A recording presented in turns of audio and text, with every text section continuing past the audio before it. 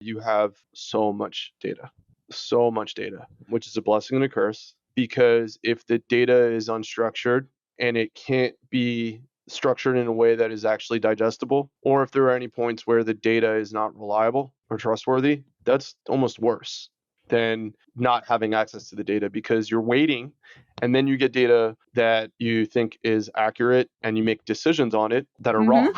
You're listening to RevOps Champions, a podcast created for B2B leaders to help you align your people, streamline your processes, trust your data, and leverage technology in order to grow your business. We're your hosts, Brendan Denewell and Amy Weaver. When we caught up last time, you revealed that you have never had the misfortune of being at a company where there was a friction between the sales and marketing leaders or teams. That blew my mind because that hasn't been my experience. But I would love to hear a little bit more about how you think that works and how you think it lends itself to the company growing faster, better because of that alignment. Yeah. So I think that I don't think it's coincidence that has happened where I've joined companies where there isn't that level of friction, primarily because, I'm thinking back to any interview process that I've ever been in. My marketing counterpart was always part of the interview process and would ultimately have to sign off on the hire. And obviously it's a two-way street. I have to make sure that whoever I'm going to be working with is somebody that I can work with, I can get along with, somebody who I think I can, we could do damage together in a good way. And so I don't think that's a coincidence, and I don't know if that's just something that's overlooked in a lot of interview processes, or something that other sales leaders or marketing leaders are just not putting an emphasis on. But it's definitely part of my sort of scoring or grading rubric when I am evaluating opportunities. The benefit of that is, total alignment on targets. Whenever you step into a leadership role, sales leadership role, revenue leadership role, you're going to be handed aggressive targets, and you have to immediately start figuring out, okay, how are we going to do this? And having a partner in marketing who is fully aligned, and in most cases, hopefully has similar goals for themselves or for their organization in terms of, this is our revenue target, makes it so that you don't really feel like you're asking them to do anything that's out of their scope of influence or out of their responsibility, or scope of responsibility. So, whenever you can sit down and strategize and put together a plan together, like, how much top of funnel do we need? How can you support middle and bottom of funnel? What do you need from us? Like, whenever you can have those strategic conversations and you're talking about the same end result, makes it, very harmonious. Yeah, awesome. It sounds lovely. to also like share and just for folks listening to realize that what Jason just shared is both, it's a philosophical approach, but then it or belief, but then it has very practical and tactical ways to make it happen, right? So you could have the philosophy, but if you're not able to then execute between the marketing and sales leader, on how you're going to align in a way that is related to your objectives and results for the overall business. You talked about targets, so you go from the philosophical to the targets, which makes it real, right? And I would say, look, there was a lot of very vague, high level explanation, or on how, like, I actually get to work with a marketing leader, by design, for time. That could be a whole other MBA class on how to do that. But the point I'm really trying to bring home is that, to be able to even have that conversation, to be able to even have that kind of strategic discussion, I think, like I said, part of the way that I interview, and something that I learned early in my career, is to have that sort of own personal, scoring rubric. And knowing that sales has such a large dependence on marketing, various functions under marketing, whether it's brand, demand, inbound, outbound, anything related to marketing. Marketing is such a nebulous, like big, chunky term. To me, that is such a critical part of how I evaluate new opportunities. And again, I've been fortunate in the way that I've used that sort of objective scoring rubric to be able to choose opportunities that I know that I'm going to be working with a very capable and great marketing leader as we tackle these big, lofty goals together. Mm-hmm. Mm-hmm. And how much of a component would you say relies on the customer service aspect of it? Yeah, more so. So I think that the evolution of a lot of these revenue leadership roles that sort of straddle multiple functions has sort of changed. That rubric that I mentioned has evolved a lot over the years. It's not just this static thing that 27-year-old Jason put together and hasn't been touched. It changes all the Sure. time because you have to take into account macro and micro economic factors, which is constantly changing. So I think when you start to take into account, learning from your experiences, and you're like, oh man, I'm in a current role right now where we just drop the ball a lot on customer service. So we need to fix this here. But also in my mind, the next role I take, I need to make sure that that customer service, customer support, customer success, whether it's under my purview or not, that is a major factor that I'm going to be evaluating in that interview process, without a doubt. It is part of my rubric today, for sure.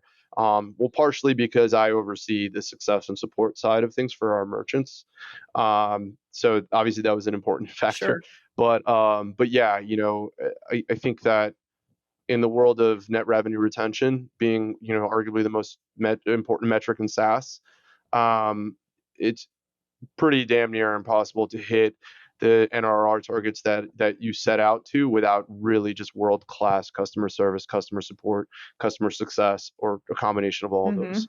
Which of course then, so you sort of painted this picture, whether it's for you currently at the moment or it sounds like you've been doing this for a long time, according to your evolving rubric, right? So you have the three teams, and I love the way you again just remind everybody that this is a strategic partnership between marketing and sales, and now customer success or customer service. So I think you've kind of set the stage for how most businesses are set up with their revenue or go to market teams,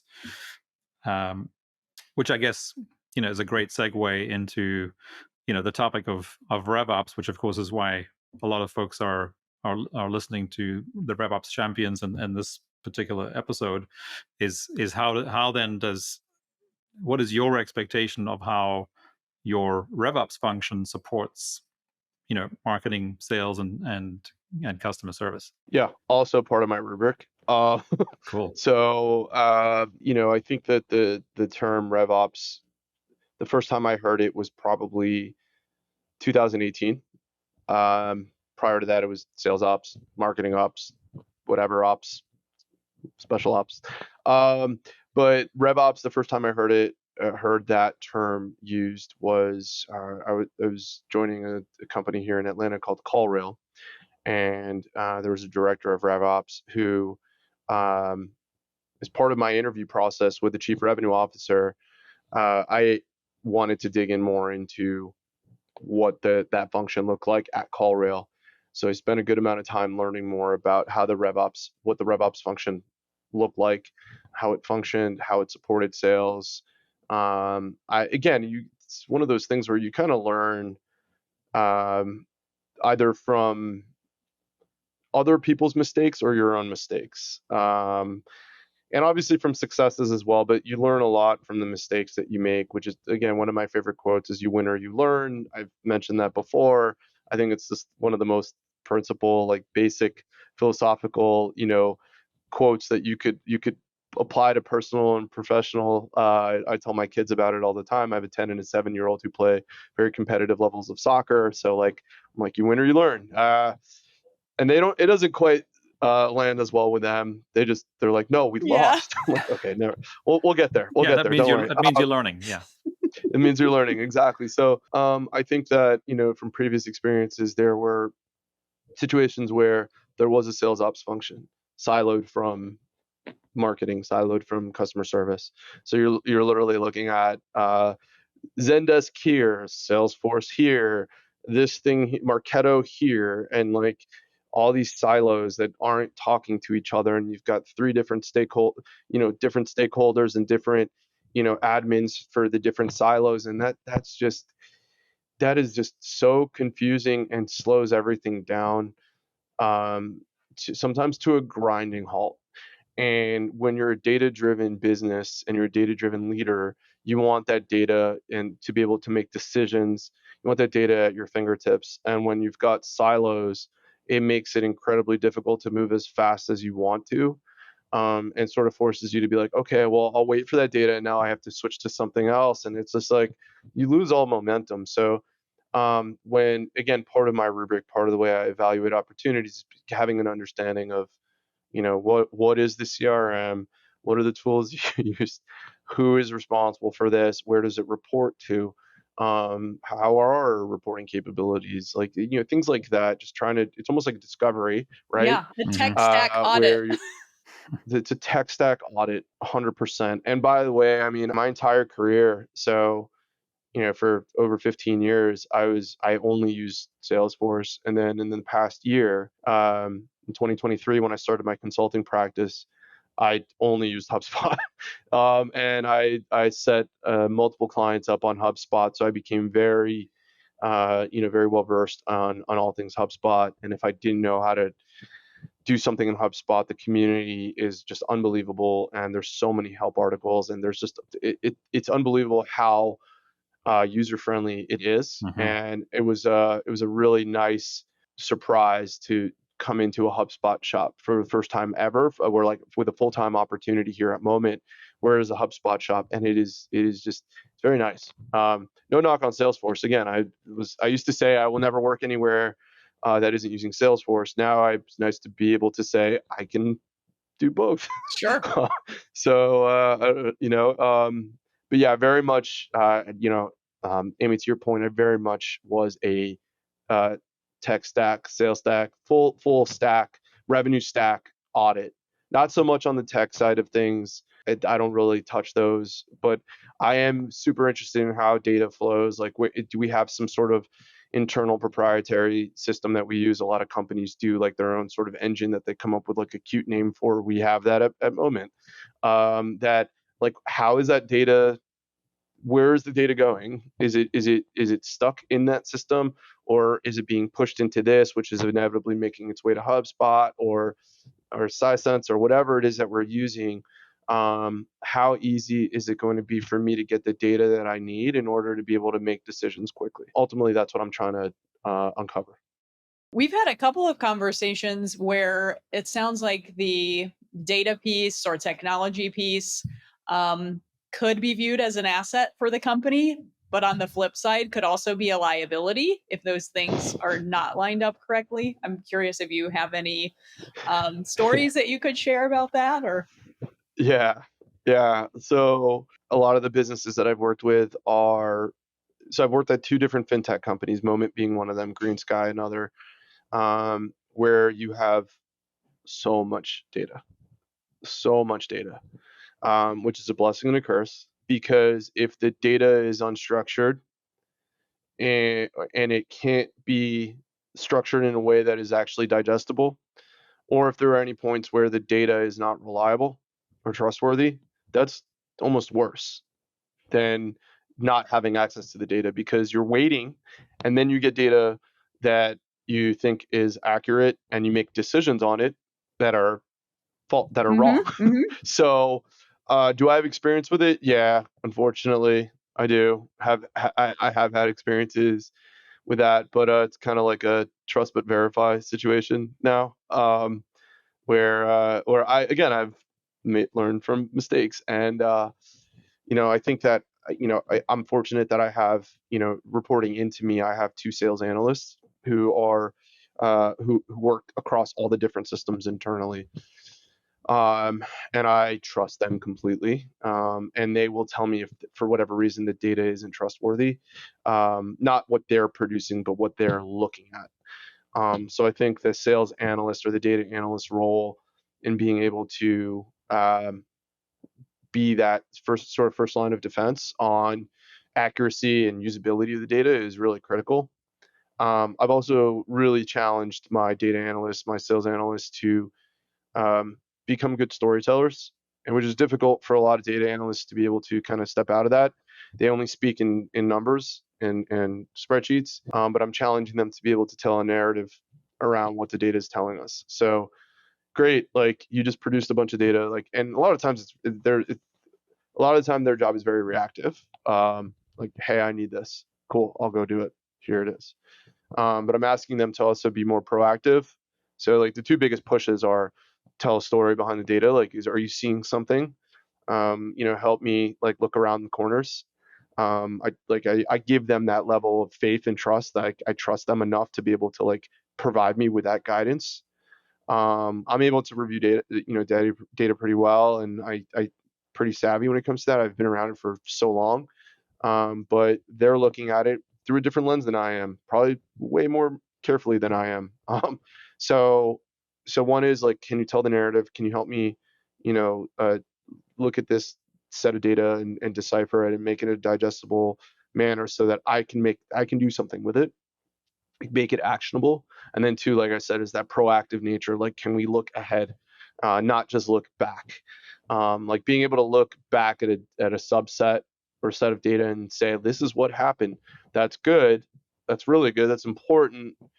So you don't repeat, you don't let history repeat itself. You learn from, again, you win or you learn.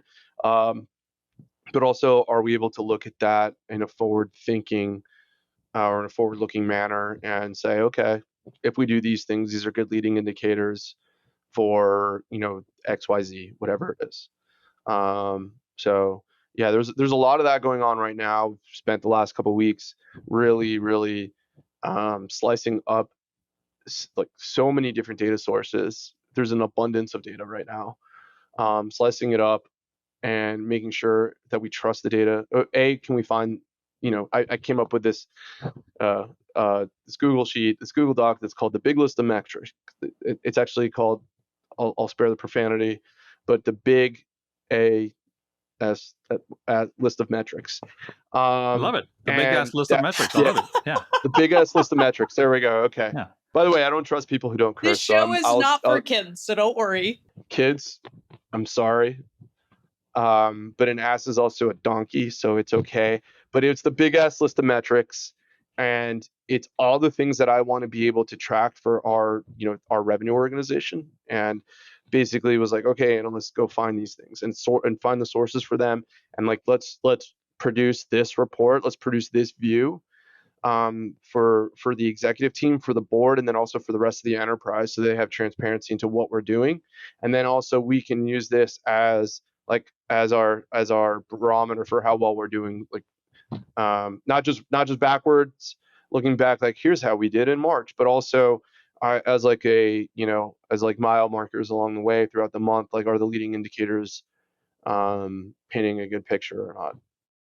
And are you finding you're having to develop some of those KPIs for your teams? Yeah, there weren't really. So, I mean, I think that this is still a fairly junior organization. I mean, the company's only 5 years old, and the sales team sort of just exploded with growth. So I think that this is like the next phase of the company where, one of the main reasons I was brought in is to apply, sort of that rigor and discipline around those types of metrics, where before it was very kind of, the growth was happening, right? It was just happening, and no one could really point to why or what was causing it. And that's where, looking back at the numbers, be like, we did awesome, but why did we do awesome, and how do we continue that? And if are there any of those leading indicators that we could spot as warning signs if we're not trending, if we're not pacing that we aren't going to do awesome and we can course correct. So yeah, a lot of the KPIs are brand spanking new, hot off the press on the big ass list of metrics. Cool. Love it. So Love it. yeah. Jason, do you at the moment have a RevOps function? It's split between I have a HubSpot admin and a HubSpot analyst, and then I have 2 sales analysts. So I think the RevOps function is sort of split between the 4 of them. They work really closely together, and depending on what we need, they sort of divide and conquer. I was making the push to have HubSpot be the source of truth, but and I think we'll get there. I just think it's cleaner and easier to just pull everything directly from HubSpot. But with there being a lot of silos from a data perspective, Mm-hmm. it's going to be a work in progress to be able to make everything kind of flow in and out of bidirectionally from HubSpot. So we're going to get there, but there's a lot to track. Like I'll give you an example. From the way that companies like Moment actually make money is we charge a certain percentage. We call dealer fees. So the home improvement contractor, I'll give you an example. We purchased the home we're in now at the end of 2022. It's a 30-plus-year-old house. It needs new windows. Windows are very expensive. We had someone come out, give us a quote for windows, and during their sales pitch, they offered promotional financing.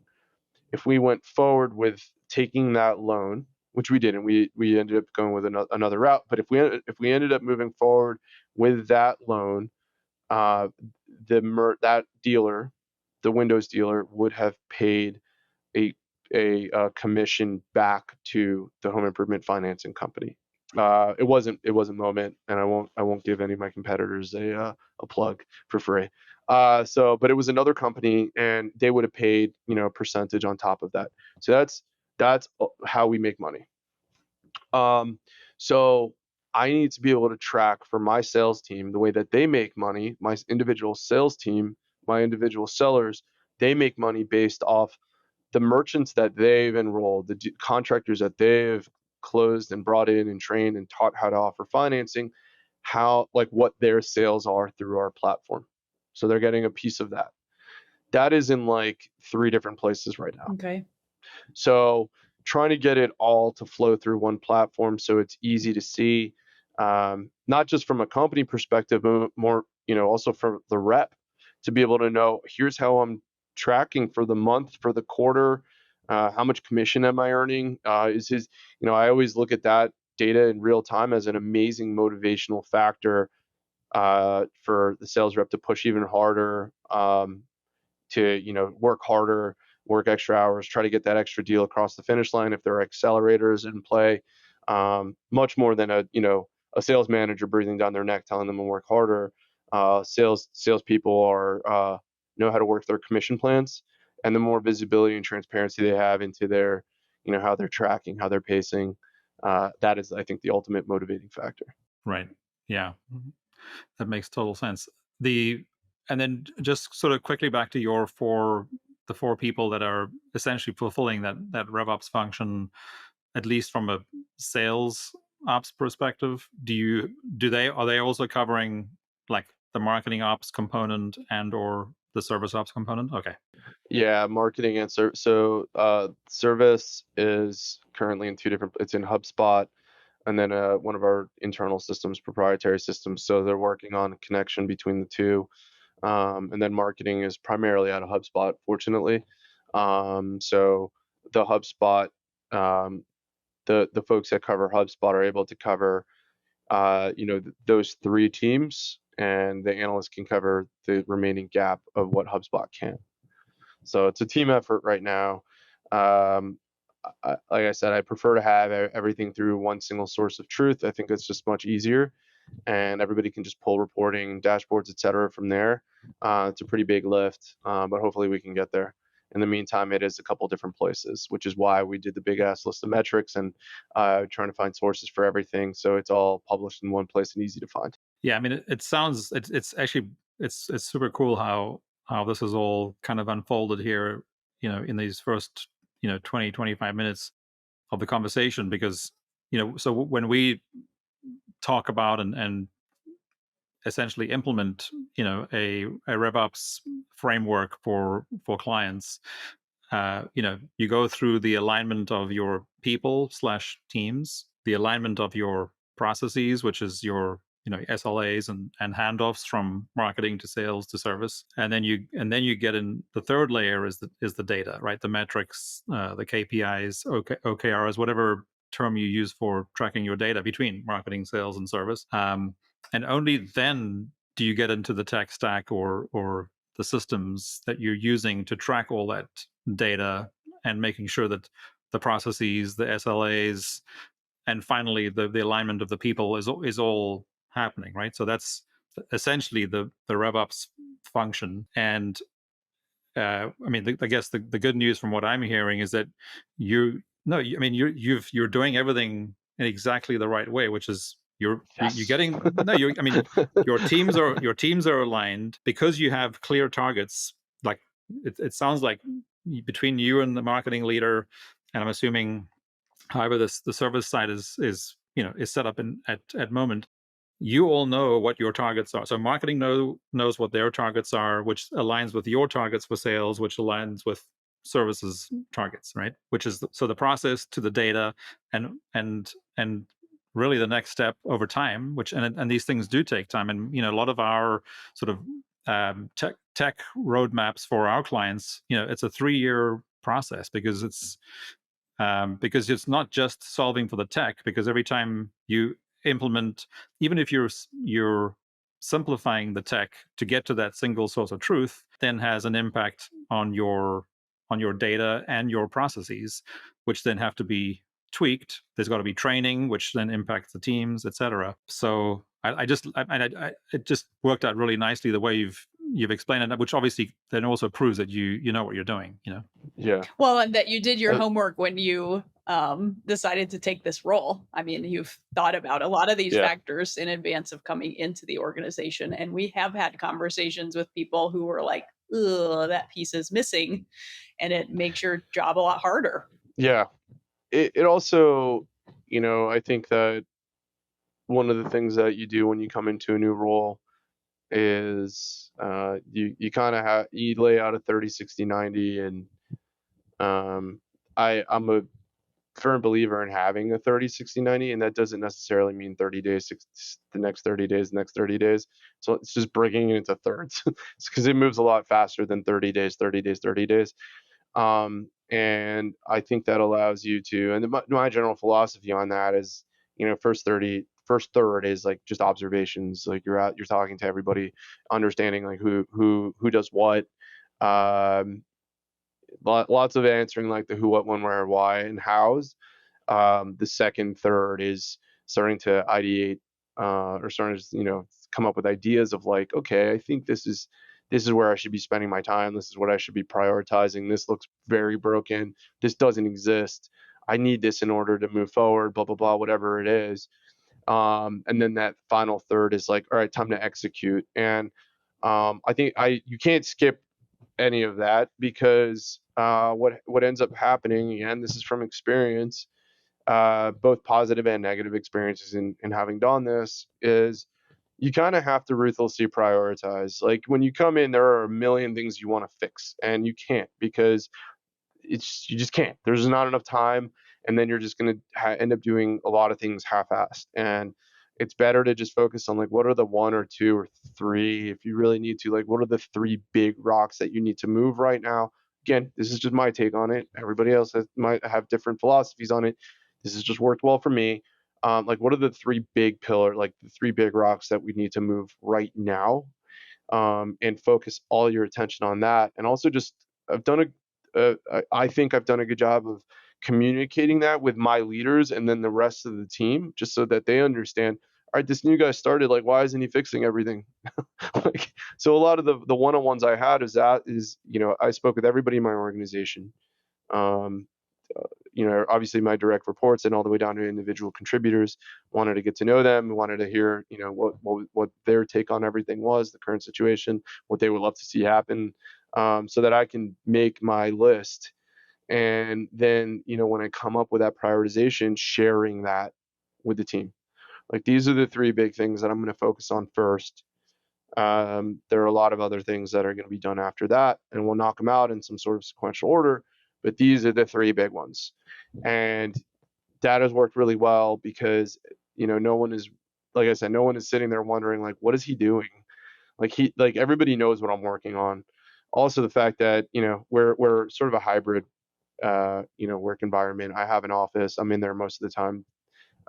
Today I'm working from home, but I'm normally in the office, and I have this big whiteboard, and it looks like, Goodwill Hunting or a Beautiful Mind in there. It's just like, or a serial killer, like somewhere like The a combination Zodiac. of those three. The Zodiac, yeah, exactly. The accountant or something. So Yeah. yeah, Beautiful Mind, whatever, right? So they could see I'm clearly cooking up something. But yeah, I'm very transparent about the things that I'm working on, and I'm also transparent about, like, hey, that is important. This takes precedence right now.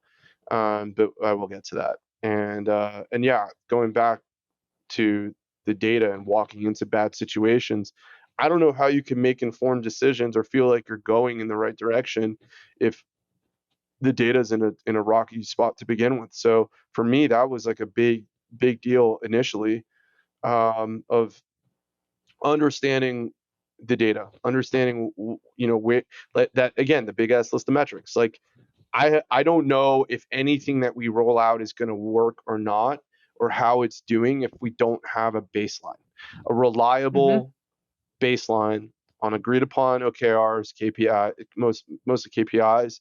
What are we tracking, and is the data source reliable, and can we track it in real time? How do we report on it? How frequently do we report on it? What do we do when something is good or bad? Like, there's a lot of methodology behind it, instead of just being like, are we doing a good job? I don't know. So getting the house in order is really important, and I feel like a lot of times you see, people come in, leaders come in, new leaders come in, and they just kind of go, you know, kamikaze style, and just start trying to shake things up, and that's very dangerous.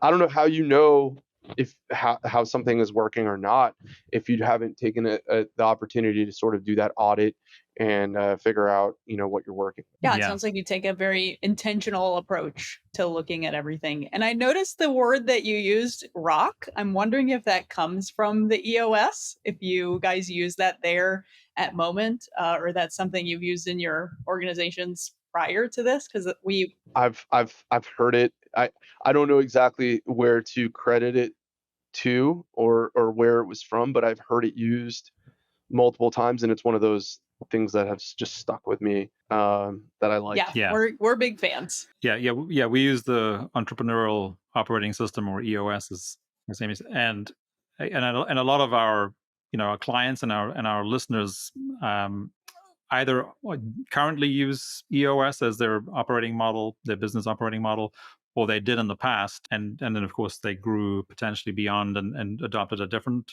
operating model. But it definitely works, and I've heard similar analogies, like the 3 bowling balls. You can only really hold 3 bowling balls at one time safely. Yeah.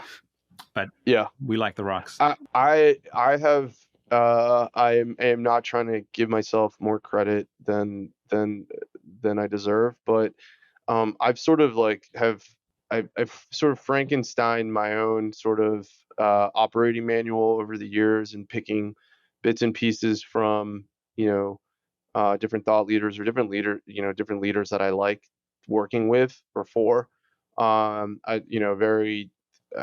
read a lot, I've watched a lot, I've I've had the chance to mentor and be mentored, and so I've seen a lot of different ways of doing things, and I always come up with sort of my own operating manual. I don't really do anything like straight out of a book.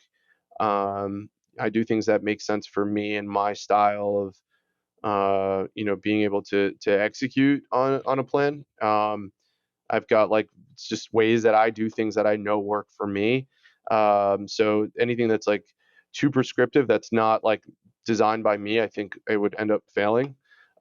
So when it comes to things like that, a specific terminology that's definitely like borrowed from other bits and pieces. Like there's some books that I always recommend to people. I'm having one of my leaders just recently promoted from an individual contributor and is trying to get the most out of her team. First time as a leader. I'm like Radical Candor is a fantastic, philosophy, fantastic book. So I think it's all like very situational on like what the person's trying to accomplish at the time. But I will say that there have been a couple of books, a couple authors, a couple thought leaders that have really influenced me in the way that I design, my teams. And like Mark Roberge is one, Jason Jordan. Like there are a lot of thought leaders like that that have written unbelievable, um, put out like amazing books and just amazing content and workshops and things like that that I've absorbed and kind of created my own sort of The Jason proprietary thing. Rozenblat playbook. JRP. JRP. Yep, that's right. Yeah, well, which I mean, we always say when people question whether it's EOS or scaling up or whatever model people use, my typical recommendation is it doesn't really matter what operating model or system or playbook you use, just have one that you use. I agree. Because kind of going back to what you were saying earlier, it's everything you do starts strategically, and then which creates your focus, whether it's for 90 days or whatever the period of time is, and then somehow you have to make that practical and executionable. So then you step into execution, but in order to do that, you need to have a scorecard, or so that what's the data or the KPIs. And ultimately all these operating models do the same thing. That the I think one of the most valuable things that come out of these is just a common language that people understand what they call things. I agree. So, I mean, one of the I just love the checklist manifesto is just being able to make sure that there's the ideation phase where you can get in a room, and I love a good whiteboard session, as I mentioned, but then like, okay, how do you actually start to execute on it? And a lot of across a variety of different projects and scales and size, fail on the execution part because there wasn't really like a very clear strategy on how to get this project off the ground. So it may look awesome on a spreadsheet, it may look awesome on a whiteboard, and in most cases the ideas are very good, but to take that like step-by-step approach, very deliberate approach, very calculated approach, to actually getting from A to Z, is a lot harder to do than most realize. And I agree with you completely, Brendan. Like the idea of having like a system doesn't have to be a specific, like one of these like specific, it doesn't have to be the JRP. But it you have to have some sort of a system. There has to be something that is put into a process that you can follow. Otherwise you're just winging it. And in most cases, like you could be flexible enough where like, okay, this isn't working, and you could pivot. One of my favorite terms, especially having worked on a lot of startups, is the fail fast methodology. And like all right, this isn't working, what's plan B? But so have the flexibility to be able to pivot if you need to, but not having a sort of systematized like process is dangerous. I think you could steer off track very quickly and then not know how to get back. Right. Yeah. Especially if you're trying to grow something, right? It's if you're, I mean, obviously if you're a solo consultant, contributor, or whatever, you can, all you need to do is have the system in your own mind.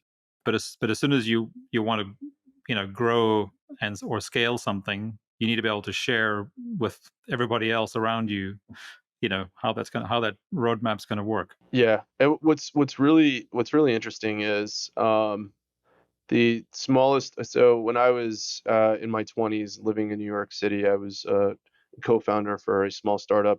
We raised a little bit of seed money, and there were a handful of us in New York, one out in California, and then some developers in India. And we were just trying to get this thing off the ground, and we ended up shutting it down after a couple of years. But we raised a little bit of money. We didn't know what the hell we were doing. And so that was the smallest company that I had ever personally been part of. And then come 2023, when I'm doing consulting, there were a couple companies where that I was working with that were 10 people, and like one or two salespeople, and joining. And like what I found is like being able to build out a just basic step-by-step playbook for like the customer lifecycle, like what is supposed to happen at each of these steps. And it's an iterative process. People have to realize that it is not something that's set in stone. You're going to learn a lot. You're going to modify it. You're going to tweak the hell out of that thing. But like what should happen? What do you think should happen? Is the first call like you're just trying to schedule a demo, and then you follow up the demo, and then who's on the demo? What are you showing them? Are you using Zoom? Are you using Google? Like really like being prescriptive and laying that all out. So helping these companies really define that part of the process is so critical to like getting off to the races and starting to learn as much as you can. And then the next iteration of that is stages and pipeline management, and how telling that is, because that's part of the customer life cycle as well. Like, okay, you have a bunch of deals in your pipeline. What is going on with any of them? How are these real? What do you need to do to move? Think of it as like it has to go from this step to that step. What needs to happen? Very prescriptive steps on what needs to happen in order for you to have the confidence to move this deal from here to here. And that was one of those things that when I decided to get into consulting and start my own business, I just took for granted that I thought everybody knew how to do that. And it's become very clear that there are some very brilliant um, startup founders that have amazing skill at, you know, whether they're just coming up with a brand new idea or coming up with a better idea of something that exists, and going out and building a V1 and going out and getting their first couple customers. Like those are things that to me are so hard to do. The amount of bravery you need and belief you need in your product. But the stuff that I just mentioned of like thinking through that process, they don't know how the hell to do any of that stuff. Yeah, It's a different skill set. That's not the. It's not their skill set. Yeah. I can't code. Like I could learn eventually, but I don't know how to do that now. So to me, that is like a very foreign concept. The same way that, coming up with pipeline stages in a CRM is like, I could do that all day. I've been doing it forever. It's so easy. I know exactly what to look for. I know exactly how to do it. I know exactly how to execute it. I know exactly how to run. I know all that stuff. Like it's a native language for me, the same way that writing in Python or whatever is for someone with more of a technical background. So yeah, a lot of these things we're talking about are taken for granted, and it's not that common knowledge at all. Yeah, well, I can speak from experience there as a startup founder that I still don't know how to do that. But it's a good thing we have people on our team who know how to do that. You hire people that are smarter than you. That's the key. That's what I've learned. Yeah, well, and I mean, it all comes back to teamwork, right? It's surround yourself with people who are smarter than you are different things. Yeah, Different things. Yeah. Yes, exactly. so collectively you're Subject matter experts. correct. Yep. Yeah, I agree. good stuff. Jason, so as we wrap up here, is there anything that you want to sort of repeat, or maybe something you haven't said that you'd like to share as some advice for anyone listening? I think that there, I look at LinkedIn. I was on LinkedIn early days, I was working at a startup in New York City called The Ladders, and we were convinced that we were going to be the next big thing, and LinkedIn was a fad. So I've been on LinkedIn since 2006, and so I've always been a huge fan. I've always gotten a ton of value out of it, and have leveraged the hell out of LinkedIn for networking, for learning as much as I can. There are a lot of really, really great thought leaders putting out a lot of unbelievable content for free on LinkedIn all the time. And if you want inspiration, if you want, to learn about specific topics, it's just become an incredible platform. There's a lot of noise, but you could cut through the noise and find thought leaders, subject matter experts on whatever it is that you're trying to learn about. And fortunately, everybody who's been shy about posting on LinkedIn, I think they're kind of coming out of their shells a little bit, and are a lot more vocal on there. Maybe it's because ChatGPT is helping them write the content, which is totally fun also. Um, so which is another point I'll bring up in a second. But LinkedIn is great for following and finding thought leaders on whatever the topic is, joining communities. Like I've been a member of Pavilion, which used to be Revenue Collective, for years now. I've had dozens of unbelievable conversations with other leaders across the globe, that are experiencing similar challenges or whatever, or people have reached out to me for help on things. So like tap into the network. It's a global network. LinkedIn is obviously free. Things like Chief or Pavilion are paid, but it's something that you could expense through your company if there's like an education allowance. So I highly recommend doing that. Don't be shy about asking people for help. The worst they could do is say no or not respond. Best is you're getting having a 15-minute conversation with someone that can help solve whatever challenge you're dealing with. And then the second thing is, I'm still very early days, although I consider myself probably a little bit further along than others. I think a lot of the AI tools out there today are fantastic. I mean, there have been times where I'm stuck on a problem and I'll just ask the actual question into ChatGPT, and then start like responding to it as if I'm talking to somebody, which is the intent. As weird as that may be for some, like get out of your comfort zone a little bit, because it's an inevitability at this point that AI is going to be a huge part of everyone's lives. And I've found a ton of value in looking at ChatGPT and going to ChatGPT for asking for feedback, advice on a variety of things. Even if it's what I had mentioned before, if you have writer's block, you don't know what to say, you don't know how to say it, and you want help, use ChatGPT. Mm-hmm.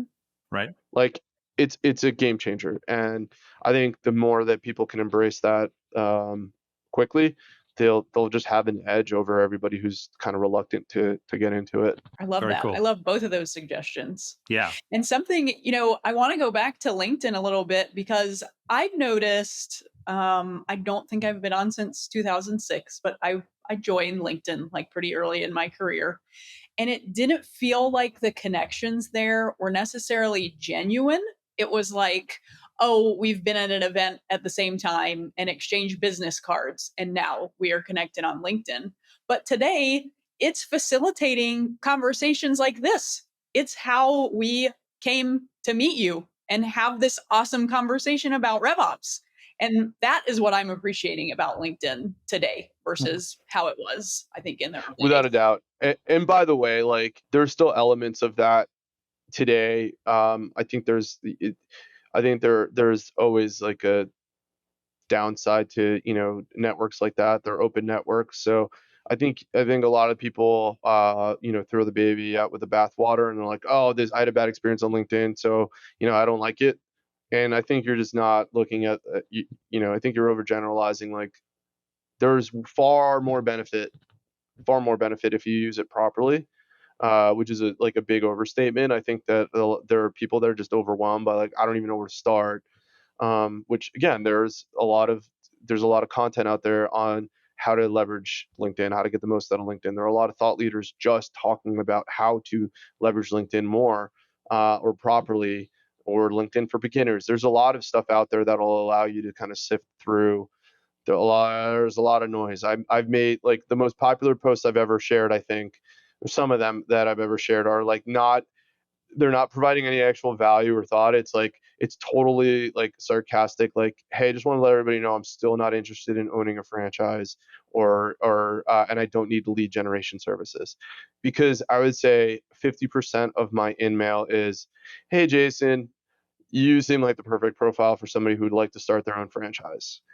Hey, Jason, we offer lead gen services, which the irony in that is the second one is like, their messaging is so bad that I'm like, how are you possibly doing good lead gen if your approach about lead gen So is terrible. like, it's so It bad. It's from speaks like 20 years volumes. ago. It's so spammy. Jason, thanks so much. This was an awesome. This was great. Hour. Really enjoyed it. Yeah, my pleasure. I enjoyed it. What is the best way for folks to reach you? Yeah, LinkedIn. I'm always active on LinkedIn. I spend, throughout the day, anywhere from, an hour to like 2 hours a day, just catching up on different posts. Occasionally I post on there as well. Try to keep the content pretty light, but sometimes I've got a pretty decent idea, or at least I think is a pretty decent idea, that I'll share. And I've built a pretty decent following over the years. So yeah, LinkedIn is always the best place. And it's Jason Rozenblat, or straight? There's no initials or... Okay. No. Cool. Awesome. Well, Jason, thanks again. Yeah, we'll let you get back to your day. Thank you. Thank you so much. We'll talk to you again soon. All right. Sounds good. Take care. Bye. Bye. Bye.